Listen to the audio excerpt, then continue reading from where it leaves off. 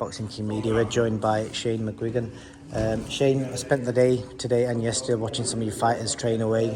I'm here about the Azim brothers. It's 2 weeks away from Hassan's debut, and Adam obviously having his second pro fight. How's the development gone under you, and what sort of changes have you seen in their styles? Well, I feel like, I've been working on, they've got a lot of good foundations. I've been working with Khalil for many years and good amateurs and stuff, but they need to learn to sit down their punches, set things up behind the jab. Basic stuff really, but just being in, understanding why they're doing it rather than just having all these tools. You know what I mean? That's what's going to take time. It's, Adam's an incredibly talented kid, and so as I say, he's got good punching power, but he needs to. Adam knows why he's chucking the jab out and trying to settle things down. Sometimes Hassan needs to be told a little bit more deliberately to him. Do you know what I mean? That's why you do it. This is what's going to happen when you do that. But he's a good learner as well. So excited about Hassan's debut and excited to see the improvements in Adam, because his first performance, didn't show anything what he's capable of. He was trying to put on a show, he was 18 years of age, trying to show every single trick in the book. Do you know what I mean? He wants to put his hands down like Roy Jones. He wants to do the Mayweather thing, and you're not going to be able to show that until someone wants to fight back. And these journeymen, they're going to tuck up and just try and get through the 6 rounds so they can box again next week. If they're not asked if someone was doing that, because it just kills 30 seconds of the clock. So getting him to understand that this is a business. You got to go out there and put on good performances. You got to try and knock people out. If you don't knock them out, but you still got to have the intent to go and punch through the target, especially early on in your career, so you can get highlight reel knockouts, because that's what people want. That's what people want to see, and also that's where fans are built. So they've got great support and stuff, but we need to get a different side of support rather than just their own sort of family, friends, and that their own community. You want to appeal to everybody and boxing fans, and that will happen once they start putting on big performances, which I believe will come. How important is it having the right team? Obviously, the dad's invested a lot, having the right people around him. Yeah. Obviously, he's got a huge fan base. Everything's falling to pieces here. Trying to stop it so it doesn't go again. Yeah. It's all right. So how important do you think that he's obviously got Sky Sports backing him now as well? Yeah. They've got the deal with the boxer. Do you think they're capable of dealing with the pressure that's going to come with obviously fame? And obviously, they have to understand there's a long process. With Okolie shadowboxing in the background. He didn't get to world title level overnight.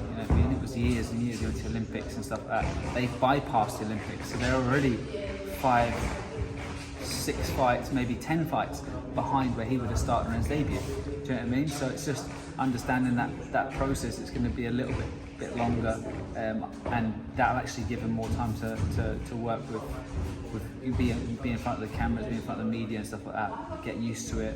But they're both good behind the camera. They've both trained their whole lives for this occasion. It's just from now on in, make sure put on good performances, appeal to all of the people, say the right things, because they are nice kids. Do you know what I mean? So don't rub anyone up the wrong way.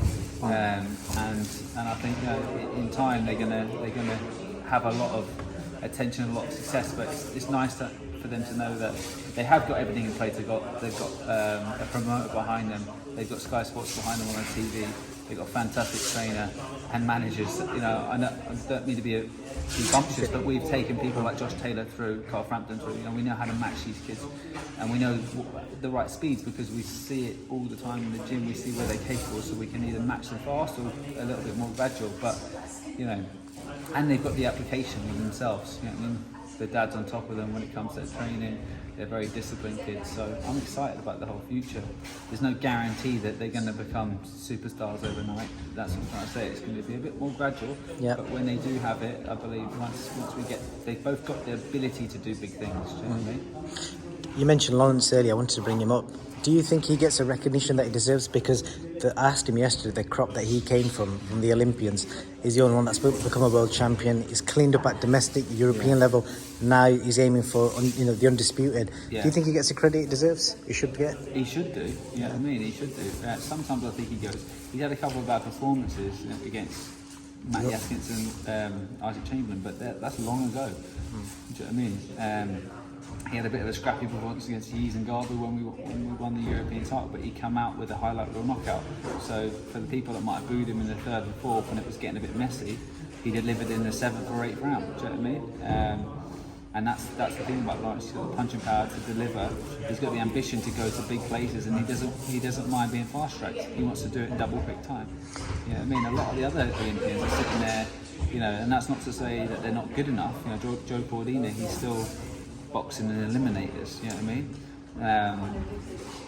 Buatsi's still boxing quite well, you know, well down away from world level. It's still another 2 or 3 years. He'll be a world champion a year, 2 years before they've even fought for a world title. And he had less fights than them in the amateurs. So. What is that, do you think? Is that because the weight is in, or is it because he's took the risks? I think he's just willing to get pushed on quick. Do you know what I mean? And so it's down to him as an individual and his team around him. Do you know what I mean? He's got the same team as Buatsi, but you know, I'm quite happy to say, let's go, let's get Bradis. Everyone was saying, no, you want to get Gulamari and then you want to get Makabu. Ideally, the quickest and safest route would be to undisputed is going Makabu first, right, because he's been knocked out and he's slower. Southpaw is the weakest of the champions. Then the winner of Gulamari and Negorov, and then Bradis. But we're going, let's get Bradis first, because I believe he can beat him right now.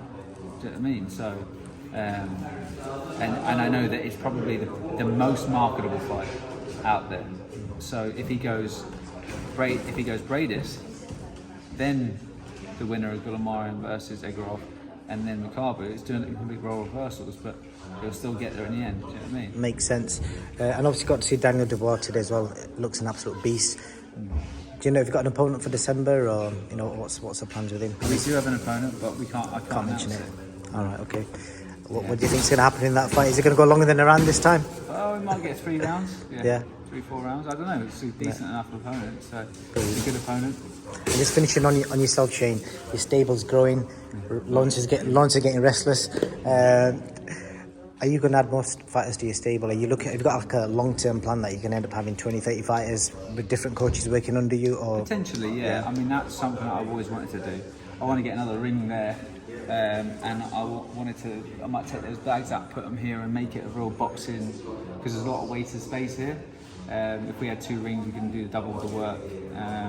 I'll obviously push some of those fighters across to Josh, but he's got very similar coaching style to me. I want to create an environment rather than just people coming here for me.